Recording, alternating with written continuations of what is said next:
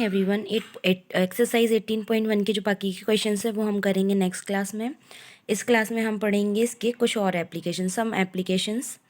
In real life situation, we may have observed a relationship between two variables where one is independent and the other is dependent.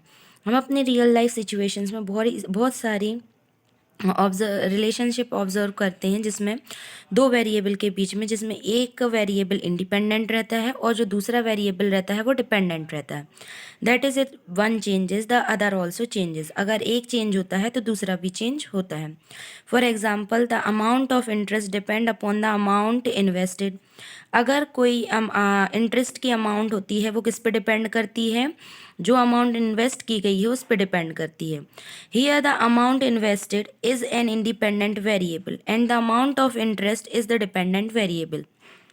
इसमें जो invest की गई amount है वो कैसी होती है? इंडिपेंडेंट होती है, जबकि जो इंटरेस्ट की अमाउंट होती है वो क्या होती है? डिपेंडेंट वेरिएबल होती है। Similarly the distance covered by a vehicle moving at a constant speed depends on the time for which the vehicle moves. इसी तरीके से जो डिस्टेंस कवर होता है व्हीकल के द्वारा एक कांस्टेंट स्पीड पे मूव करती है, वो किसके ऊपर डिपेंड करता है? टाइम के ऊपर डिपेंड करता है कि किस टाइम के, कितने टाइम के लिए वो व्हीकल मूव किया है।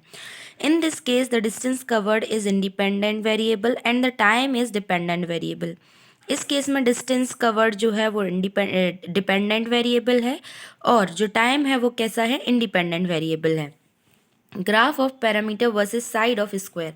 अब हम क्या देखेंगे कि पैरामीटर और साइड ऑफ स्क्वायर का जो ग्राफ है वो कैसे बनता है वो देखेंगे हम। तो we know that parameter of square is equal to 4 into side of square होता है। क्या होता है parameter of square? 4 into side of square. The general relationship representing the above statement is P is equal to 4S।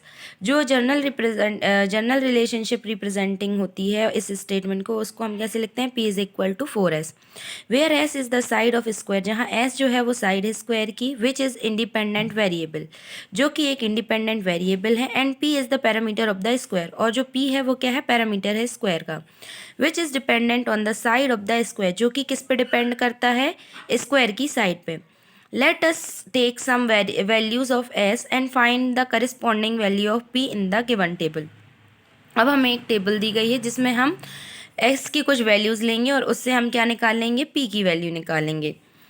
ये देखेंगे हम, यहाँ दिया गया है क्या कि एस की जो वैल्यू है वो कितनी दी गई है हमें? 1 2 3 4। अगर हम एस की वैल्यू 1 रखते हैं तो पी की वैल्यू 4 आती है, 2 रखते हैं तो 8 आती है, 3 रखते हैं तो 12 आती है और 4 रखते हैं तो 16 आती है। Now plot the points A is equal to 1,4, B is equal to 2,8 and C is equal to 3,12 and D is equal to 4,16 on the graph paper. ठीक है, अब हम क्या करेंगे? इन चारों पॉइंट को रिप्रेजेंट करेंगे ग्राफ पेपर पे। We take appropriate scale on the X axis and Y axis. हम एक अप्रोप्रिएट स्केल लेंगे एक्स एक्सिस पे और वाई एक्सिस पे। On x axis we take the value of the sides of square and on Y axis we take the value of parameter of the square. X axis पे हम क्या लेंगे? Square की side लेंगे, और Y axis पे हम क्या लेंगे? वैल्यू लेंगे पैरामीटर की, स्क्वायर की। Here we observe that on joining A, B, C and D we get a straight line। हम इसमें ये देखेंगे, ऑब्जर्व करेंगे कि अगर हम A, B, C और D को ज्वाइन करते हैं तो हमें एक स्ट्रेट लाइन मिलती है। Hence it is a linear graph, इसीलिए ये कैसा होगा? एक लीनियर ग्राफ होगा। ये देखो इस तरीके से ये हमें मिल रही है 1,4 3, कितना मिल रहा है? 10। ये इस तरीके से हमें मिल रही है 3.14, 5 इज इक्वल टू 14। ठीक है, ये इस तरीके से दी गई है।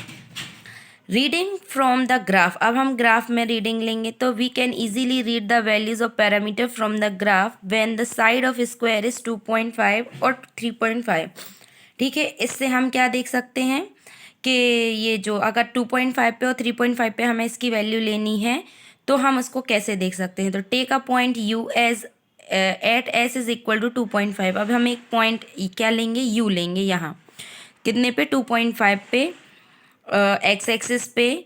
Draw U L. अब हम यू एल को ड्रॉ करेंगे perpendicular to on x axis के perpendicular, meeting the graph at L, जो कि ग्राफ पे कहाँ मिलेगी? एल पे मिलेगी। Clearly U L is equal to 10 units. यहाँ से हमें पता सीधा सीधा पता चल रहा है कि यू एल जो है वो कितना आ रहा है, 10 यूनिट्स आ रहा है।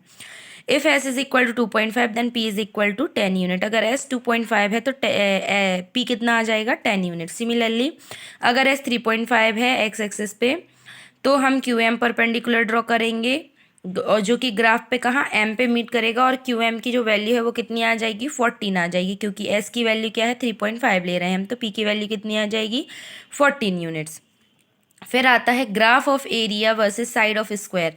अब हम एरिया वर्सेस साइड लेंगे स्क्वायर की, तो we know that area of square is equal to side into side. Side into side होता है क्या, एरिया ऑफ स्क्वायर। तो in the general relationship representing the above statement is A is equal to S square.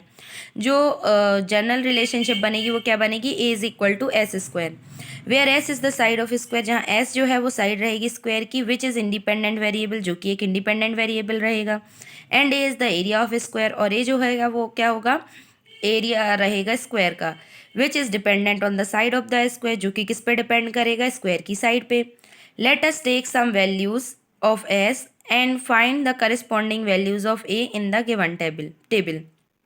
अब हम s की कुछ values लेंगे और उसकी करस्पॉन्डिंग किसकी, a की करस्पॉन्डिंग वैल्यूज़ निकालेंगे इस टेबल में। अगर s 0 लिया तो a 0 आया, s 1 लिया तो a 1 आया, s 2 लिया तो a 4 आया, s 3 लिया तो a 9 आया। ठीक है, now plot the graph A is equal to 0,0, B is equal to 1,1, C is equal to 2,4, D is equal to 3,9। ठीक है, अब हम इसको इस तरीके से ग्राफ में क्या कर देंगे, प्लॉट कर देंगे। ये देखो हमने A1 रखा तो सॉरी S1 रखा तो A1 आया, S2 रखा तो A4 आया, S3 रखा तो कितना आया, 9 आया। अगर हमने A4 रखा तो S4 रखा तो कितना आ जाएगा, 16 आ जाएगा। ना we take appropriate scale on x axis and Y axis. Y axis और एक्स एक्सिस पे हमने अप्रोप्रिएट स्केल लिया, एक्स एक्सिस पे हमने वैल्यूज़ ली साइड की स्क्वायर की, और वाई एक्सिस पे किसकी वैल्यूज़ ली, एरिया की। Here we observe that on joining A B C and D we do not get a straight line, hence it is not a linear graph. हमने ये देखा कि जब हमने ए बी सी और डी को ज्वाइन किया तो हमें कोई एक स्ट्रेट लाइन नहीं मिली, इसीलिए जो ग्राफ मिला है वो हमें कैसा मिला है, लीनियर नहीं मिला है। रीडिंग फ्रॉम द ग्राफ, अब हम ग्राफ से रीडिंग लेंगे तो we can easily read the value of area of the from the graph. हम इससे क्या कर सकते हैं, ग्राफ से इजीली रीड कर सकते हैं ग्राफ की वैल्यू, सॉरी एरिया की value. When the side of square is 4, अगर जब साइड क्या होगी, स्क्वायर की जो साइड होगी वो 4 होगी, तो take a point L at S is equal to 4। एक पॉइंट एल लेंगे हम जब एस की वैल्यू कितनी होगी, 4 होगी एक्स एक्सिस पे। ड्रॉ एल एम को हम ड्रॉ करेंगे परपेंडिकुलर टू एक्स एक्सिस के perpendicular, meeting the graph at M, जो कि ग्राफ को कहाँ मीट करेगी, एम पे मीट करेगी।